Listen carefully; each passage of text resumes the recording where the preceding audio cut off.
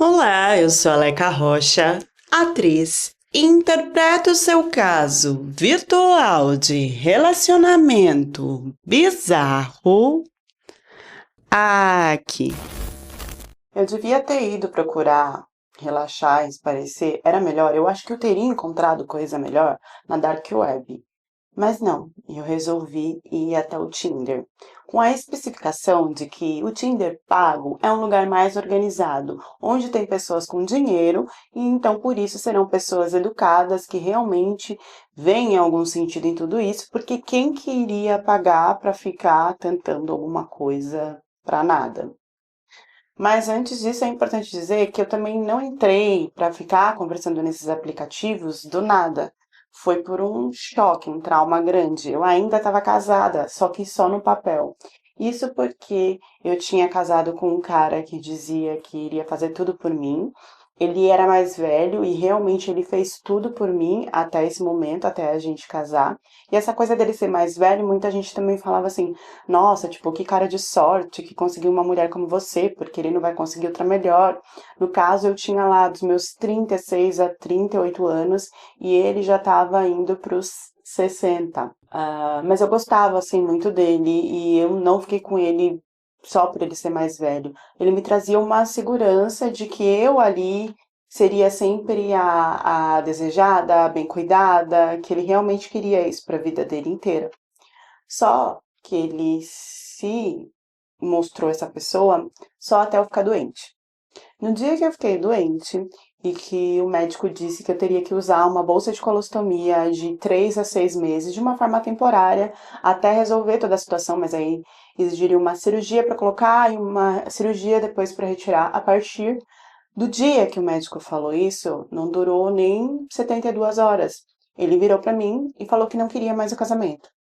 Quando eu ainda questionei se a gente podia resolver de alguma forma, ou tentar uma terapia, o que fosse, assim, ou qual que era o problema, ele disse que ele não estava disposto a ter que cuidar de mim com essa nova doença. Ele não queria esse tipo de problema para a cabeça dele e era melhor então a gente se separar. Ou seja, né, eu só era importante para ele enquanto eu estava fisicamente bem e bonita para ele desfilar na rua ou fazer os posts com altas declarações que ele sempre fazia para mim. A partir desse momento, eu só queria relaxar, entendeu? Então, eu não estava procurando namorado e nem casamento. Eu entrei no Tinder para conversar e relaxar. E eu vi que na parte que não era paga era impossível. As pessoas não queriam conversar ali, né? As pessoas já queriam se encontrar para ir pro vamos ver. E eu não queria nem me encontrar ao vivo. E aí, no pago, eu senti uma disponibilidade maior das pessoas para se conhecerem, para depois tentar alguma coisa. Só que o que acontecia? Todo cara que eu dava match, vinha na minha cabeça: você tem essa doença por 3 a 6 meses. Esse cara não vai ficar conversando com você de 3 a 6 meses. Ele só tá vendo a sua foto bonita aí e por isso que tá te dando match. Então, foi assim, uma sequência de matches e desmatches, porque eu desconectava logo em seguida o match quando vinha tudo na minha cabeça sobre o que poderia acontecer, já que eu estava muito insegura e ainda estava casada no papel. Outra coisa que estava me deixando insegura era a idade dos homens. Eles eram muito mais velhos e eu assimilava com o meu companheiro. Mesmo só querendo conversar, essas coisas me pegavam muito forte. Então eu resolvi baixar a faixa etária e tentar conversar com pessoas mais novas, porque seriam mais despojadas, talvez mais aventureiras, mais loucas, e iria me divertir mais. Procurando entretenimento no Tinder, né? Como se eu não pudesse me entreter, sei lá, com um livro, alguma coisa assim. Tinha que ser online. Eu desconectava todo mundo. Eu sempre achava algum defeito para desconectar. E aí eu resolvi pensar que se eu colocasse que eu tava com esse tipo de doença crônica e prestes a usar uma bolsa de colostomia temporária de modo de letra maiúscula, talvez eu me sentisse mais segura porque aquela pessoa já ia conversar comigo sabendo da minha situação. Ou seja, eu não ia receber match de ninguém. Mas eu achei que era melhor. Então eu fiz isso, escrevi lá na descrição e tal. E aí ninguém mais dava match. Eu acho que eu fiquei uns 3 dias dando like à toa. Até que do nada, um alemão de 28 anos me deu like. E por incrível que pareça, ele parecia o Príncipe Charles, com uma mistura de Príncipe Williams. Nossa, eu não sei muito bem descrever, mas ele era tão branco que parecia até transparente. E eu não achava esses homens bonitos, mas ele tinha uma beleza assim incomparável. E aí eu fiquei, ué, eu acho que ele deve ter dado o match errado, porque acontece muito disso no aplicativo, né? Quando você vai mandar mensagem pra pessoa, a pessoa desconecta porque foi bug do aplicativo, enfim. E aí, pela primeira vez, eu não desconectei, mas ele desconectou. Falei, sabia que tinha sido engano. Só que ele apareceu mais algumas vezes no aplicativo. Em todas elas nós demos match. E o que eu entendi é que ele tinha desconectado mais umas duas vezes e pela quarta vez eu sei lá porque ele não tinha desconectado. Então eu achei que era melhor esperar o oi dele. E ele me deu oi falando que o aplicativo estava com algum bug, porque ele já tinha me visto lá, já tinha tentado conversar comigo, não tinha conseguido, então que era melhor a gente conversar em um outro lugar antes que o aplicativo desse bug de novo e a gente se desconectasse por nada. E aí já começou um negócio muito estranho. Porque ele queria marcar horário pra gente conversar. Ah, então a gente conversa na hora tal. Aí se eu mandasse, tipo assim, vai, marcou 5h30. E aí eu mandasse mensagem pra ele 5h35, ah, você tá atrasada. E, tipo, não respondia mais nada. Eu tinha que responder ele pontualmente pra conseguir conversar com ele. Eu achei isso bizarro. E aí, umas brincadeirinhas do tipo, ah, é porque é brasileira, né? Brasileira não faz nada no horário. Brasileira vive no carnaval. Ah, porque eu já fui no Brasil e é todo mundo muito colorido e com pouca roupa no carnaval. E não sei o que, eu só fiquei nos dias do carnaval. Às vezes ele soltava, ele era assim muito, parecia sério, criterioso. E aí quando era pra falar do Brasil, ele sempre falava como se fosse alguma coisa negativa e quase quisesse assimilar pra entender se eu era uma brasileira muito aberta, porque ele tava a fim de conversar comigo, mas não queria que fosse uma pessoa muito aberta. E eu lá, querendo me aventurar nas diversões e conversas malucas. E eu fiquei assim, será que eu pergunto, né, se ele leu a minha descrição? Porque muita gente dá like sem ler e depois vai ler, e aí não tem nada a ver. Mas eu resolvi, assim, deixar pra lá nesse momento. E quando eu vi, ao invés de a gente estar conversando pra sorrir ou pra se divertir, eu tava me estressando, ou porque não era no horário que ele tinha marcado, tinha passado 2 minutos, tinha passado 5 minutos pra conversar, não era nem chamada de vídeo, era por texto.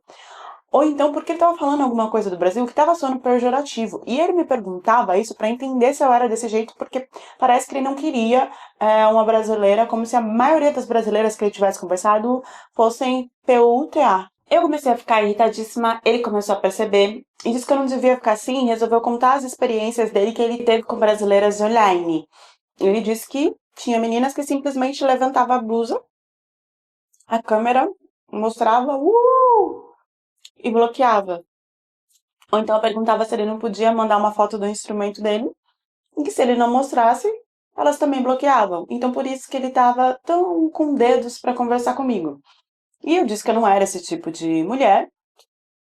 E aí ele resolveu perguntar se eu trabalhava, disse que isso era importante, ser uma mulher independente, uma mulher inteligente e tal. Fiquei um pouco com o pé atrás com isso também, mas ele era alemão, europeu, não tinha por que também achar que ele estava interessado em algum dinheiro meu, né? Sendo que ele tinha mais dinheiro que eu. O papo ficou muito chato, muito cult, muito cultural, muito científico, provas, educação e blá blá blá. Eu não queria isso. Eu queria sorrir, liberar a energia, a tristeza. E aí eu cheguei e falei isso pra ele. Falei, olha, melhor a gente não conversar mais não, porque não tem nada a ver com o que eu tô procurando, né? Ele, não, mas eu tô pensando em ir no Brasil, a gente pode se encontrar, tomar um chá, blá blá blá. Eu não queria encontrar com ninguém, eu queria papos que fizessem me tirar daqueles pensamentos pesados que eu estava. Aí ele escutou aquilo, quieto.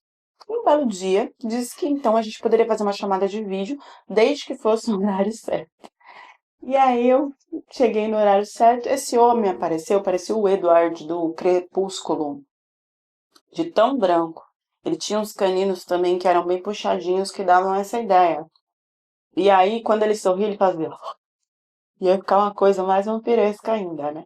E aí ele fez isso com uma gente certa, tava com uma máscara preta, tipo do Zorro, colocou a música do samba do Brasil e começou a dançar. Tela da TV no meio desse povo, assim. Eu olhei aquilo e falei, o que esse homem tá fazendo? E aí ele viu que o meu rosto não achava divertido, ele pegou. Gente, nunca pensei que o alemão fosse fazer isso. Meio que quase tirou a camisa assim, sabe? Eu falei, o que tá acontecendo?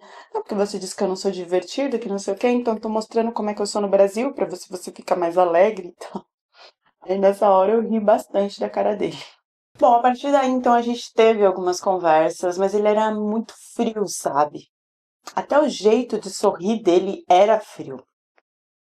E aí, ele disse que vinha pro Brasil, queria me conhecer, não sei o que tal, e eu bloqueei. Eu falei, eu não quero, né? Eu não sei se você leu direito pelo que eu tô passando.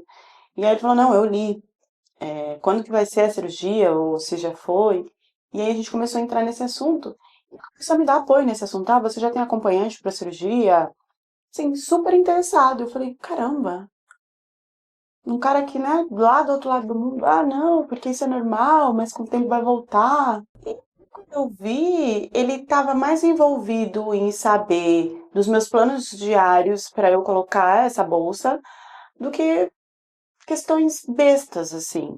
E aí ele foi me pegando, sabe? Ele foi me pegando pelo emocional, porque eu estava muito carente com isso. E ele foi uma pessoa que, sabe, começou a mostrar que poderia ter um modo de colocar que não aparentasse tanto na roupa, que essa bolsa poderia ser decorada. E aí começou a falar que me achava muito bonita, muito inteligente, culta. E começou a contar casos de alguns alemães que ele não achava certo, que tratavam as mulheres muito mal, e não sei o quê. A gente conversou sobre tudo. E quando eu menos esperei, ele estava vindo para o Brasil para ir comigo nessa cirurgia. Ali eu já devia ter imaginado que nós não seríamos mais amigos, né? Assim, nenhum amigo fez isso por mim. Ninguém da minha família fez isso por mim. E ele já tinha essa viagem. Na verdade, coincidiu, tá? Não é que ele comprou para vir. Pelo menos foi o que ele me falou.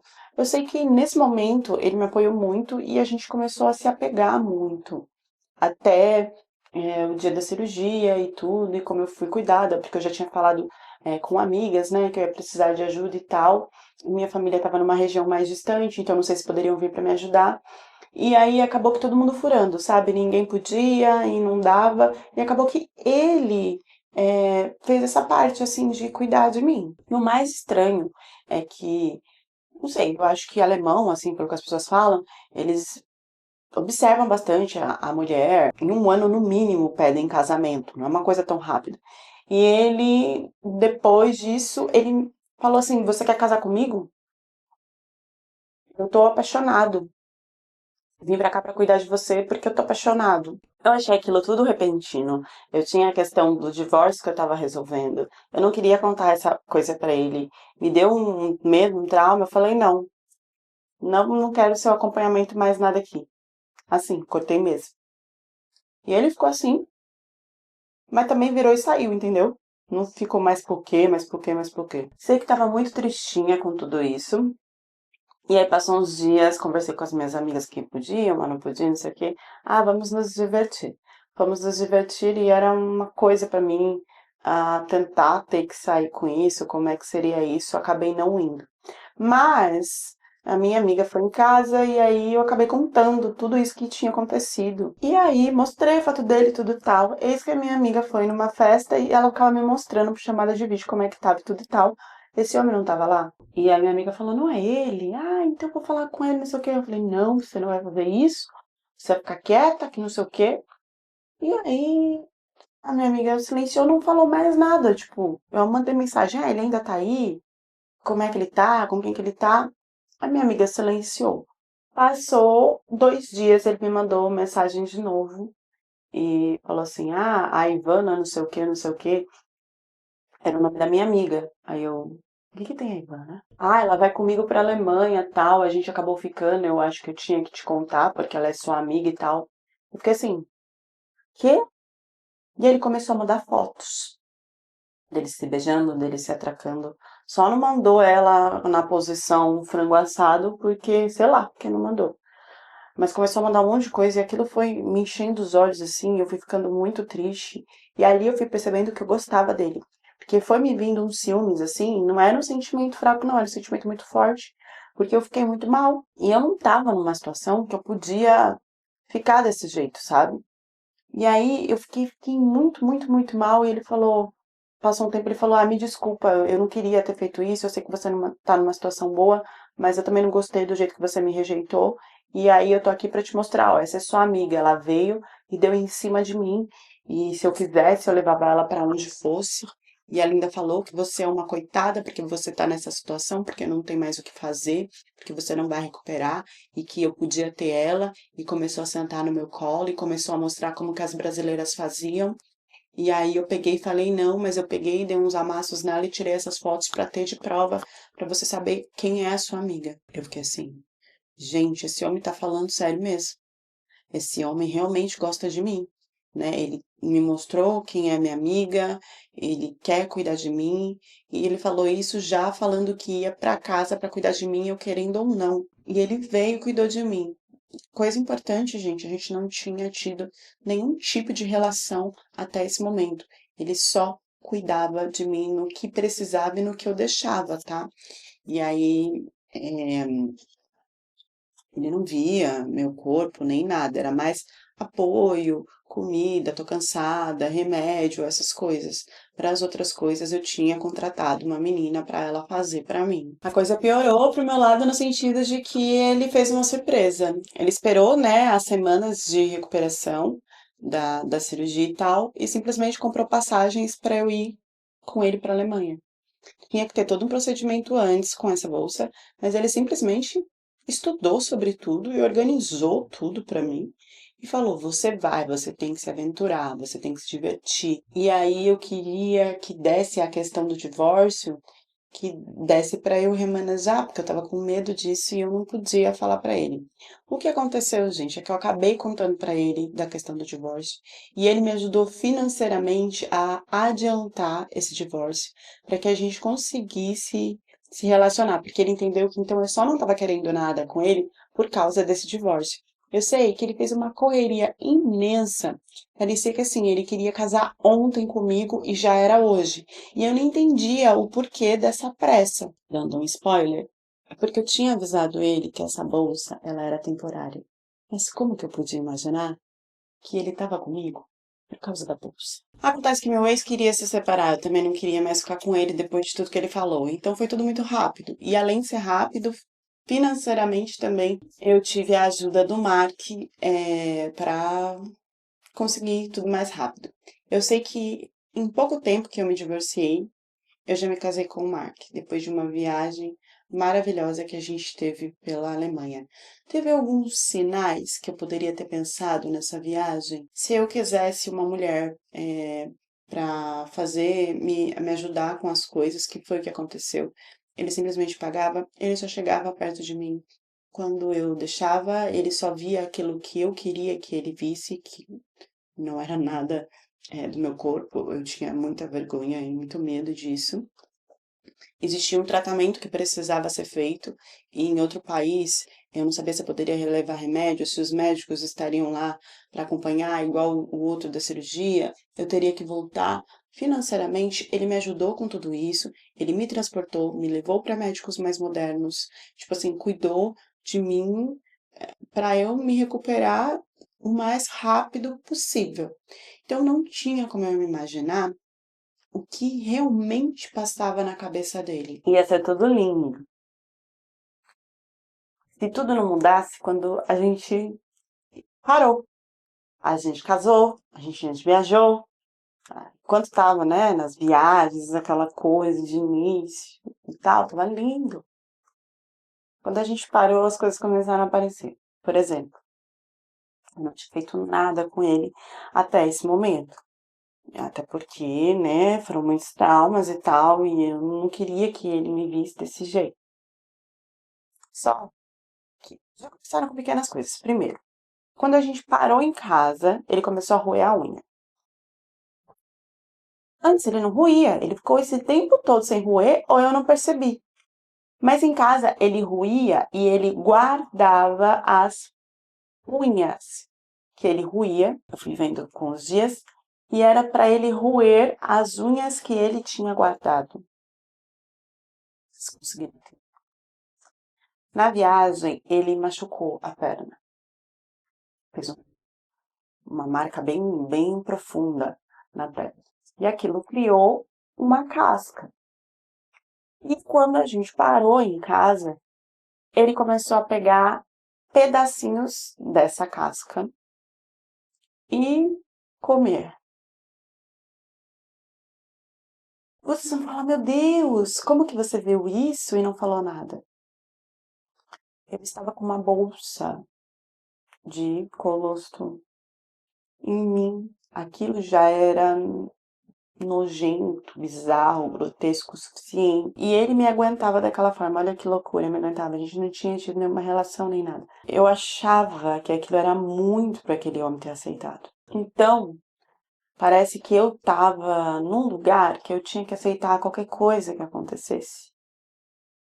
Era mais ou menos isso que eu pensava. Porque para ele me aceitar era um milagre do céu eu ter conseguido isso. Um belo dia, a gente se atracou na cozinha e aí começamos o vamos ver que nunca tinha acontecido. E que estava tudo bem, porque eu tinha conversado com outras meninas e tinha essa coisa de que alemão era frio, não gostava muito disso, que eles queriam mais uma menina parceira, que fosse independente e tal. Tudo certo. A gente se atracou. E eu tive vontade, mesmo com a bolsa. Só que ele só me abraçou tal, e ele cortou. Eu não entendi, porque nem eu tinha pedido pra cortar. Mas parecia que ele tinha pensado, ela ainda não tá confortável, eu não vou fazer. Então eu cheguei pra ele e falei, olha, eu tô confortável pra isso. Mesmo assim, ele não avançou o sinal. À noite eu comecei a sentir toques do dedo, assim, no meu corpo, do dedo dele, uma coisa assim. Que coisa fria, né? E aquilo ia descendo. E eu via que o toque ia para a região ali da cirurgia. E aí ele falou, tá doendo? Falei, não tá. Foi estranho, mas foi o que aconteceu na primeira noite. Na segunda noite, ele tirou o instrumento e foi aí que a gente teve uma surpresa de que era... O que é mais fino, um lápis ou uma lapiseira? Enfim, o mais fino, vamos dizer que é o lápis. Era um lápis quebrado na metade. Pra vocês entenderem aí, aqui, né? É isso. Então, aí ele tirou o instrumento para fora, que quando eu vi já tava, né, nessa região aqui, que tem homem que faz assim, né? Toma, faz o que você tem que fazer, né? Mas eu tava afim, enrolou, não aceitava, né? Porque eu tinha que aceitar, gente. Olha o que o cara tava aceitando de mim. E aí, na terceira noite, esse pincel fino começou a pincelar pelo meu corpo. Ele pincelava pelo meu corpo, mas nunca ia onde tinha que ir para ter a relação. Isso foi evoluindo discretamente até chegarmos à minha bolsa.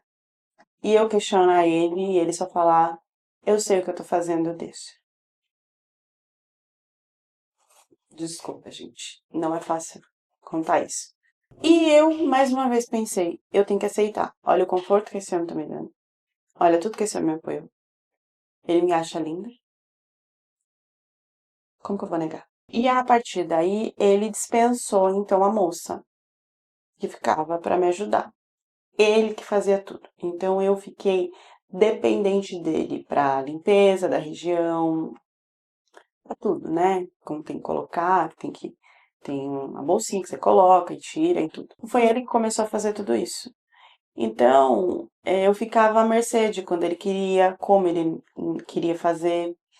E quando ele queria usar ou não queria usar, vocês estão me entendendo, né? A gente já tá na parte que ele me usava ali por aquele orifício. O que aconteceu? Do nada, começaram a aparecer viagens de trabalho para ele. E essas viagens eram na Tailândia. Para quem não sabe, a Tailândia é um lugar que tem muito turismo, sei. E eu jamais imaginei esse rolê. Isso tudo, gente, com indo no médico, tá? Porque tinha que cuidar e tudo e tal. E os médicos nunca desconfiaram. Eles achavam que tava tudo certo ali. Ele me arrumou a desculpa de que preferia fazer ali porque o instrumento dele não ficava com tanto espaço. Ele se sentia mais acomodado por ser menor e por o instrumento dele ser fino e não ser tão grande. Eu não sei como é que eu pude acreditar nisso, mas era isso que ele falava. Bom, voltando para Tailândia. Óbvio que o trabalho na Tailândia nunca existiu. Ele foi lá para passar o rodo em outras mulheres. E sei lá mais o que ele fazia, porque lá tinha outros tipos de relações exóticas, né? Se é que assim tipo, pode dizer. Porque isso que ele fazia em mim era uma coisa que era muito diferente. E ele se sentia muito bem. E eu comecei a aceitar tudo isso. Num ponto eu comecei a aceitar. Depois eu fingi que eu gostava até eu gostar. Então, na verdade, eu nunca gostava, mas eu fingia que eu gostava. E eu fingi tanto que eu gostava que eu comecei a gostar, a forçar a gostar. Tudo na minha cabeça era sobre: se você não fizer isso, vai acontecer igual o primeiro. Olha só, ele não tá fazendo igual o primeiro que te deixou por causa de uma doença. Ele está te apoiando. Então, o mínimo que você deve dar de favor para ele é deixar que ele faça isso. Era isso que passava na minha cabeça. Lá na Tailândia, o que aconteceu foi, ele fez tudo sem proteção, com certeza, né? Porque quando voltou, eu comecei a ter problemas de infecção no estômago e dor e tal e outras coisas. E aí começaram a aparecer verrugas naquela região ali da bolsa, do orifício. Aí aconteceu uma coisa que eu jamais imaginei, né? Onde eles abrem ali a região que é por onde sai, né? As minhas necessidades e tal, aquela lugar se chama estômago. Eu jamais pensei que eu pudesse pegar IST nessa região, porque a gente pode pegar na garganta, desculpa, gente, é difícil contar, tá? Na região íntima, tá? Mas, não são todas as ISTs que se pode pegar, mas raramente pode sim pegar, é, ali no estômago, no orifício da bolsa. E foi isso que aconteceu comigo. E aí o que ele fez? Ele agiu naturalmente, ele pagou médicos para que médicos agissem naturalmente. Isso tudo foi cuidado. Mesmo assim, eu achava que ele ainda estava fazendo muito para mim. E aí, depois de eu passar no sofrimento todo de cuidar tanto da minha doença que precisava disso, e tanto dessas infecções, essas coisas todas, de eu sarar, ficar perfeita, depois lá de meses, né? Acho que foram 7, 8 meses. O médico queria fazer a consulta pra gente saber se já se podia tirar, porque era temporário, né? Era só até cuidar da minha doença. E aí ele não me levava nessa consulta. Primeiro começou com desculpas de trabalho e tal, eu disse que eu poderia ir sozinha, mas ele começou a me trancar em casa, começou a cortar as coisas de mim, e aí disse que eu não. Sempre eram desculpas, até ele chegar no ponto de falar: eu gostaria que você não tirasse essa bolsa, porque eu me sinto bem te amando por ali. Eu não me sinto bem nos outros lugares. Ele nunca tentou nos outros lugares. Quando se fazia comigo era por ali. Via, não era sempre, mas quando se vinha à vontade era por ali. Mesmo que tivesse que reverter, a gente não chegou a ir no médico, porque ele não me levava para esse tipo de coisa, ele só me levava para ter certeza que minha doença estava bem e tal. Mas ele parou, né, um tempo de levar, se eu não estava tendo nenhum sintoma, é porque eu estava bem, e para não reverter, então, né, fazer a cirurgia, porque é uma outra cirurgia, para reverter, para tirar a bolsa.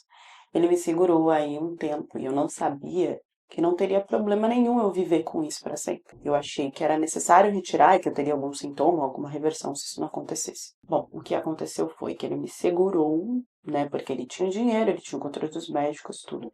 Ele me segurou e ainda passou uma ideia para mim de que ainda não era tempo de retirar. Eu não tinha como pesquisar, como correr atrás, como questionar, e eu aceitava porque para mim ele já tinha feito muito de ter ficado comigo. E se aquilo deixava ele tão bem, era isso realmente que passava pela minha cabeça, tá? Quando eu peguei isso dele, eu ainda achei que eu deveria perdoar. Uma primeira vez a gente conversou. E ele falou que foi mais forte que ele, que era o instinto masculino, que ele não podia negar, mas que isso jamais aconteceria. Até porque ele preferia fazer comigo ali e que as meninas não tinham isso. Então, o meu diferencial era esse, que nenhuma outra mulher teria essa bolsa. Então, ele jamais me trocaria por qualquer mulher por causa disso. Assim foi, até ele mexer na cabeça dele de que ele queria, porque queria ir pro Brasil. Nesse tempo ele já estava mais frio, já tinha passado um ano. Um ano junto com esses 6 meses que eu tive que ficar, porque eu realmente precisava, e mais 6 meses que eu já tinha ali me curado e que eu não fui reverter, porque eu não sabia se precisava reverter, de tirar a bolsa ou não. Ele começou a ficar frio, frio, frio, frio, frio, frio. E aí a gente foi pro Brasil. Teve essa ideia de ir pro Brasil, eu não sei por quê. E aí, como ele estava ficando distante, eu fui buscar ver se eu realmente precisava dessa bolsa, enquanto ele tinha alguns trabalhos no Brasil e enquanto eu ficava sozinha. E foi aí que o médico assustou, porque ele viu que já estava totalmente tudo certo, eu estava curada e que era reversível e que eu deveria tirar. E o médico quis marcar algumas vezes e eu tremi na base e neguei. E se eu nego, o médico não tem o que fazer. Eu posso viver com isso tranquilamente. Foi um absurdo, porque eu entendia que eu era especial para ele por causa disso. Só que ele acabou descobrindo, né, por causa de dinheiro e tudo, que eu fui nesse médico e ele ficou muito, muito bravo comigo. E ele acabou fazendo que ele disse que já queria fazer. Na verdade, esse tempo todo ele estava conversando com outras brasileiras. Na verdade, esse tempo todo ele tinha trocas com essas brasileiras online. Aquelas que ele disse que eram muito abertas do carnaval, que não tinha nada a ver com ele, que ele queria uma pessoa séria, blá blá blá. Desde o começo, ele leu a minha descrição. Foi por isso que ele me deu oi no Tinder, porque ele tinha esse desejo, ele gostava disso. Então, ele fez tudo isso pensando, né, que, nossa, uma mulher nessa situação, um cara bonito como eu, ela vai aceitar. E foi o que aconteceu. Só que ele passou para outros tipos de desejos bizarros e que eu não poderia suprir isso na cabeça dele, e ele queria experimentar com outras brasileiras. Eu comecei a ter inflamações e infecções fortes e dores muito fortes no estômago, até entender que eu tinha ali alguma outra tipo de doença, sei transmissível novamente, graças às brasileiras que ele estava se encontrando no Brasil. Foi só aí que eu comecei a bater de frente, que eu não queria mais aquilo. Mas eu neguei para muitos médicos de fazer a cirurgia. E eu falava mentalmente que eu gostava disso, porque ele gostava ainda um bom tempo, mesmo descobrindo que ele saía com outras brasileiras e que ele estava me infectando dessa forma e nessa situação. Demorou muito. Eu só tive a coragem de tirar quando eu realmente peguei ele na minha casa com outra brasileira. Ele foi pro Brasil e virou a cabeça de que agora nós vamos morar aqui. Na verdade, ele estava querendo curtir e ele não achava isso na Alemanha, porque no Brasil elas são mais acessíveis quando você diz que é gringo e aquela coisa toda, deixam fazer mais coisas. A cabeça dele era bem perturbada de desejos de coisas bem bizarras que eu nem consigo detalhar aqui para vocês no grau que era. Só quando eu vi essa menina na minha casa e era uma menina adolescente foi que eu resolvi encerrar tudo e tirar a bolsa. Ele ainda ajoelhou, pediu pelo amor de Deus, ofereceu dinheiro, ofereceu várias coisas para que eu ficasse.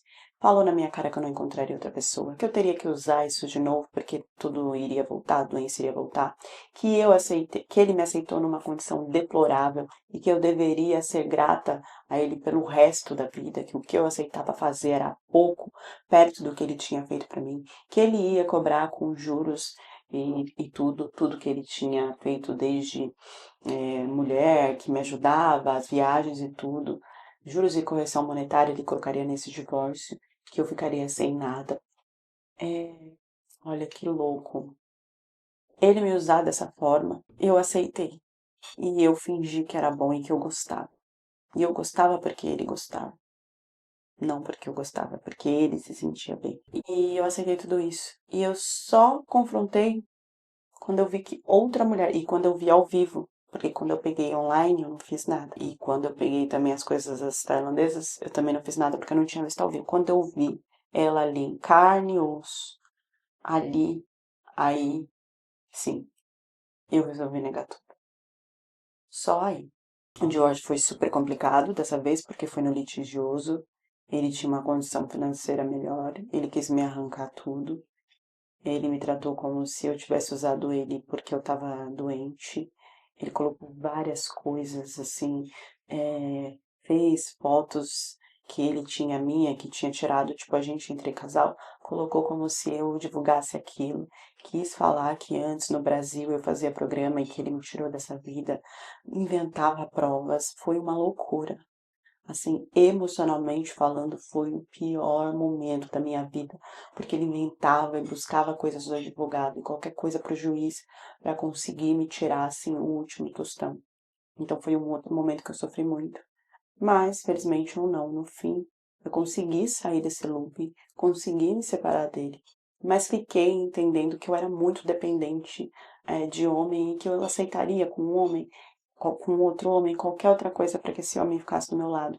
Então eu preferi não manter mais contato com nenhum tipo de homem a partir desse momento. Hoje eu procuro qualquer tipo de serviço que for, tem que ser com mulher. Eu tenho medo de conversar e de em 3 frases esse homem me envolver, como esse alemão me envolveu à distância e fez tudo isso comigo que nem tinha me divorciado direito. Então, eu trabalho na terapia, eu trabalho muito isso, porque 3 frases para mim com um homem no dia de hoje é o meu limite, e mesmo assim eu ainda fico com muito medo. Não sei o que dizer. Não sei o que dizer. Eu tinha umas outras 2 histórias para colocar aqui e eu achei essa hoje de manhã. É importante dizer, tá, gente? Isso acontece mais do que a gente imagina. Peguem enfermeiras, médicas, sentem para conversar.